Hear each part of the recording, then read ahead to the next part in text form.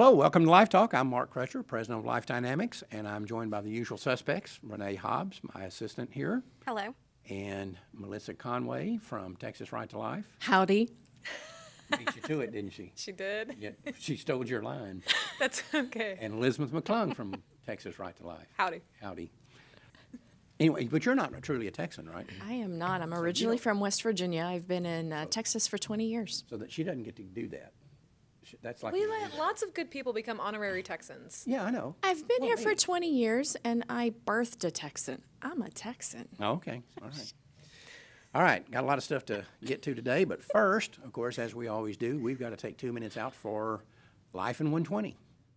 In 2013, Portland, Oregon high school teacher Bill Diss was escorted from his classroom by police because he refused to give Planned Parenthood representatives access to his students.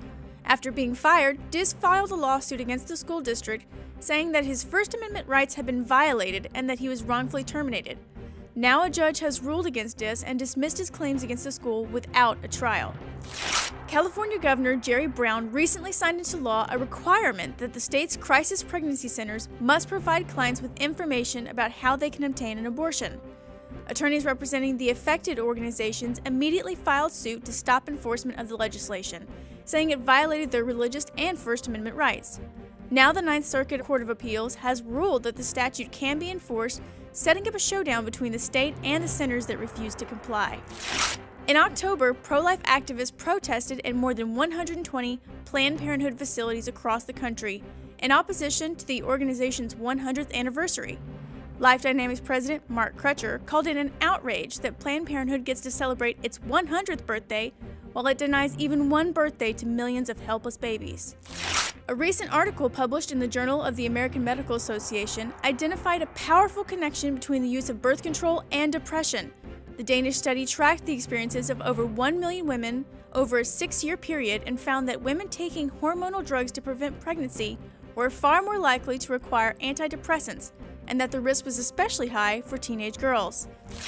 Contrary to claims by abortion advocates about the rarity of late-term abortions, the Center for Disease Control says that about 13,000 babies are killed every year who are fully developed and potentially capable of surviving outside the womb. In addition, even research from the radically pro-abortion Guttmacher Institute now confirms that most of these late-term abortions are not done for medical reasons, but purely for elective social reasons.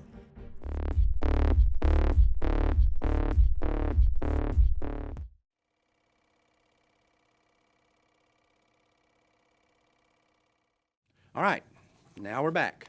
And Renee has got more she wants to talk about. Just doing Life in 120 wasn't enough for her. She's got to get in front of the camera some more.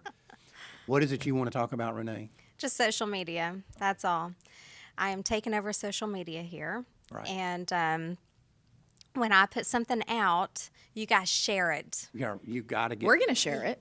Thank you. Yes, that's great. Yeah, Yeah. but you need to put together a team. You need a team of people No, yes, that's that follow Life Dynamics on all the various platforms that we're going Right. to be on. yes. Anyway, we're really looking forward to that. And of course, you guys are already putting out a bunch of our stuff. So Sure do. that's Both not only on the Texas Right to Life information streams, but also personally. well, good.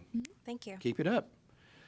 Just a couple of stories here. We have a special guest that's returning to the show. Has been on with us before, Cheryl Sullenger from Operation Rescue. But before we get to that, I want to go over a couple of things.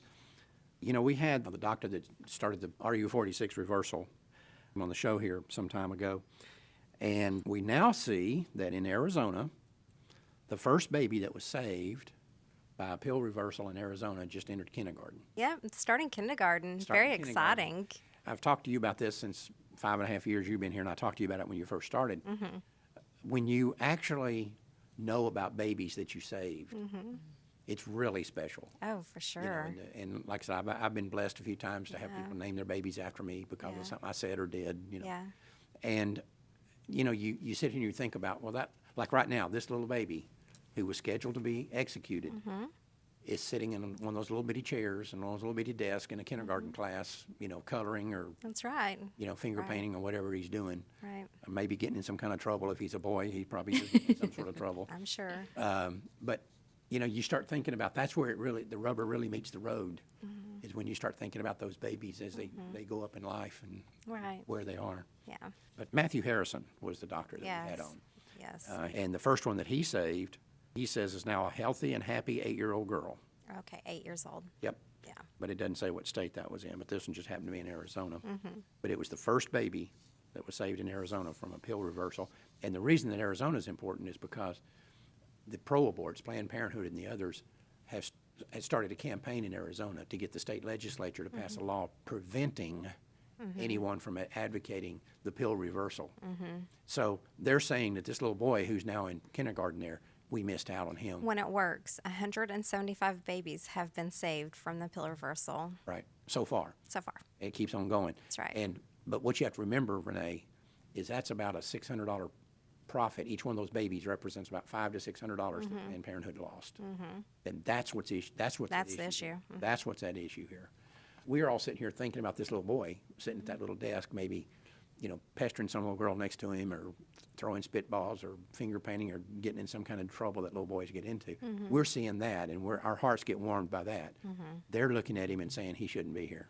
Right. That kid I'm has- just incredibly thankful that the story that life was saved, and that we have a face, and we have Right. this little boy, this little girl walking around who can actually remind people, that this is a life. That's right. Taking that pill is a life-ending decision. Right. And Well, and for the mom, because if she's nervous, overwhelmed, scared, and she goes in and talks to somebody and they talk her into taking the pill, they can go home and reflect on their conversation that they had at the abortion clinic and really come to their senses and do something about it. That's why it's so important that this gets out and But you're people. missing an important issue here, What's that? Renee. For the pro-choice community, choice is a one-way street. Yeah, I know. They won't want women choosing it, but they don't want them unchoosing it. Right. And that's what this is about. That's why they tried this sleazy little legislation in Arizona to prevent that, because they know situations like this. This baby represents $600, $500 lost Right. profit. Right. That's all he represents. And a lifetime of debt. In the Obama administration, let me tell you something, between now and the time Obama leaves in January, no matter who's elected, this guy, and I'll clean up my language that I usually use around here to talk about him, this guy is incredibly dangerous. We're in a very dangerous era right now, because he has this history of when he can't do something legally, he just does it through administrative orders. For example, right now, the Department of Health and Human Services, HHS, last week released a proposed rule that would ban states from defunding abortion providers. that's absolutely ridiculous. They're saying you can't take away their funding. You can't deny them. So if Planned Parenthood is in your state, you must give them funding. Well, and the state doesn't have to accept that money either. Yeah, well, Texas did that. Yes, And then the Obama administration went and did an end around and started giving money directly to them. that's true. And this is an obscenity. Yes. I don't care what anybody says. These people are, not only are they moral degenerates, which they all are, but they have no sense of propriety, none whatsoever. And so this may be the first thing when I say that this guy is going to be very dangerous over the next few months. The things that he can put in place that may or may not be able to be undone by the next president. One of the things that's always missing from the discussion from the pro-abortion movement is the existence of federally qualified healthcare centers. There are hundreds upon hundreds upon hundreds of these federally qualified healthcare centers around the entire country. That don't do abortions. Right, and they enhance the provision of primary care to underserved communities in urban areas and rural areas, and they're there providing true comprehensive health care at a sliding fee depending on whatever your income is. They're not providing abortions. If you have a toothache, if you need a flu shot, anything that you need, you can go to these federally qualified healthcare centers. Whenever Planned Parenthood or any abortion center talks about they provide comprehensive health care, they don't. You can't go there for a flu shot. You can't go there for anything else. These federally qualified healthcare centers do, and everybody fails to mention them whenever they talk about, oh, we have to provide funding for Planned Parenthood. Well, Planned Parenthood gets their little minions in the media to paint this picture that if you take money away from Planned Parenthood, these poor people are not going to have anywhere to go, which is an out-and-out, bald-faced lie. We're seeing that right here in Texas. Right. They're trying to paint this picture, they in the media are trying to paint this picture that if we go out to eat today, we're going to have to step over a few dead bodies of women that are laying in the streets that died because Planned Parenthood was shut down. This is the most outrageous lie, and these people are, of course, experts at lying. I mean, that's what they do best. But this is one of their worst ones. This is one of their biggest lies that they tell, is that if you take this funding away from Planned Parenthood or these other abortionists, these women are going to be left with no one. And I want to point out two things. First, like you said, there are plenty of other places that if they get the money rather than Planned Parenthood, then they can increase their services, but they already offer these services. But I want to make a point here. All these people that are in the state legislatures or in Washington, D.C., that talk about what great primary health care Planned Parenthood provides, I challenge you to find one of them that gets their health care from Planned Parenthood. They're surely not, the women are surely not getting mammograms. Nope. They're not getting anything. If you're in the Texas legislature or if you're in the United States Congress and you're out here pushing Planned Parenthood for low-income women, I guarantee you not one of those people is getting their health care, nor would they get their health care from Planned Parenthood. They wouldn't be caught dead going to a Planned Parenthood or taking their kid to a Planned Parenthood. So what they're saying is, it's good enough for these people. It's not good enough for me, but it's good enough for these people over here. And, I think it's an absolute obscenity that we say to poor people in this country, abortionists are good enough for your health care. They're not good enough for me. These are the washouts and the losers of the medical community. That's how they wind up working in an abortion clinic to begin with. And these are also the facilities that we have deemed that don't need to be regulated with good standards of care to provide women safe and healthy care. But it's good enough for you. Yeah, I wouldn't be caught dead in the place, but it's good enough for you. And that's literally what they're saying when they make these arguments. But anyway, our good friend Cheryl Sullenger is joining us from Wichita, Kansas. Hello, Cheryl. Hello. How are you? Hey, I'm doing good. It's good to be here. Well, we're glad to have you. You're with Operation Rescue, and I suspect that you're trying to keep Troy Newman straightened up, which is, I'm Much sure as I can. It's a tough task, though. that's a full-time job. Good luck on that one. About like me trying to keep Renee straightened out. I mean, what are the chances, right? There's none. Cheryl, we're seeing a lot of stories in the media today about Stephen Brigham. And, I mean, this guy, he's like the Energizer Bunny of the abortion industry. It seems like no matter how many women he kills, no matter how many of them he puts in a nursing home, no matter what happens, no matter how many times he gets shut down, he gets his license taken away, he just keeps on going.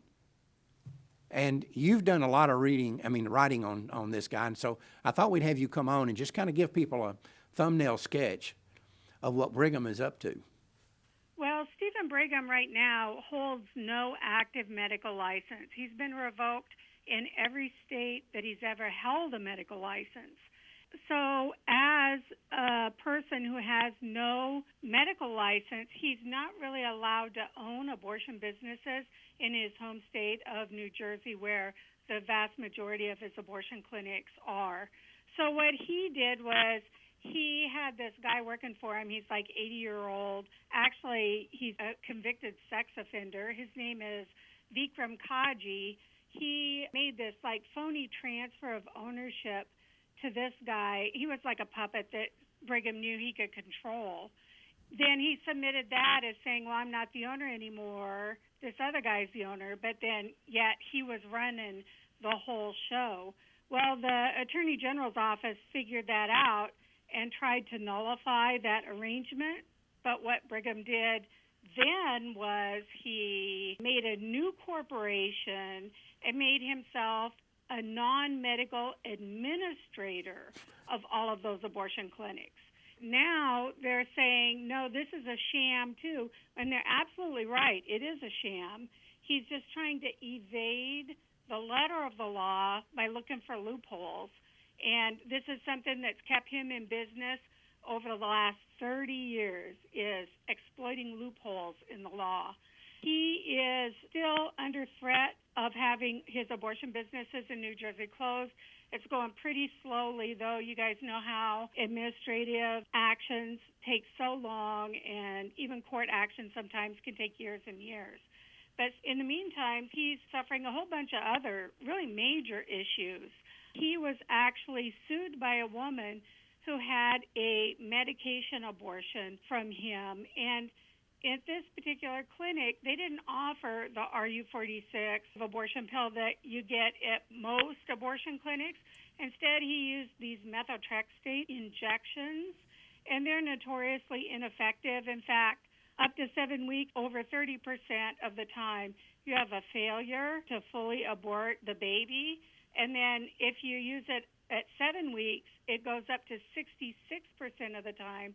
After that, it's just not recommended at all. But if a woman does receive this injection, she can suffer damage to her baby. And so that's what happened in this one case.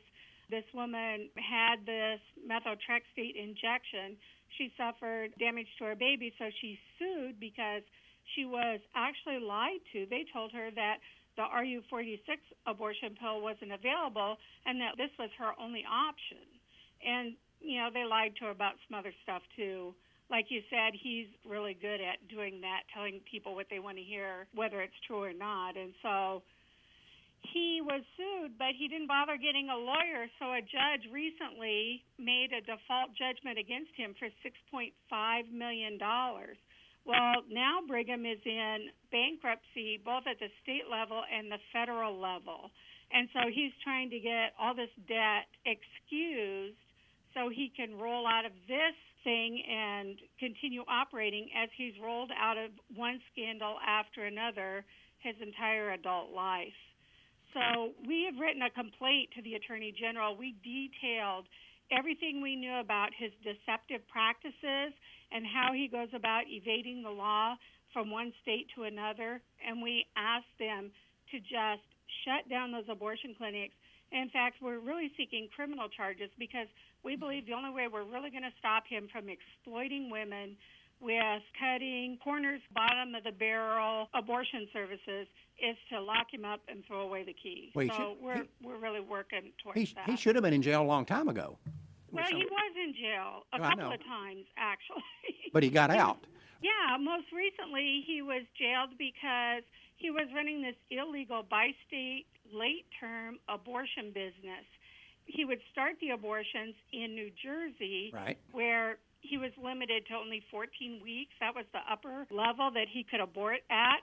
So he would take these really late-term women, like into 30 weeks plus of pregnancy.